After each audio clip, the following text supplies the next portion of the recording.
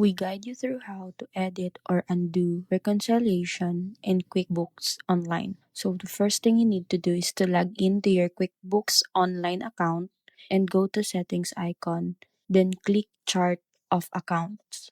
Find the account you reconciled, like your bank or credit card account, and click view register. Locate the transaction with the R status in the checkmark column, which means it has been reconciled. If you only need to undo a single transaction, simply click the R until it changes to blank or C to remove the reconciled status, then hit Save. If you need to fully undo an entire reconciliation, go to Reports, search for Reconciliation Reports, open the most recent reconciled period, and review the transactions.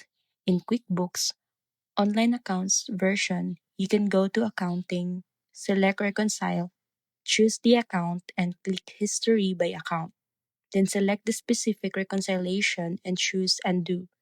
Confirm the action to reverse the reconciliation. After undoing, carefully review your transactions, fix any errors, and reconcile again to keep your books accurate and up to date.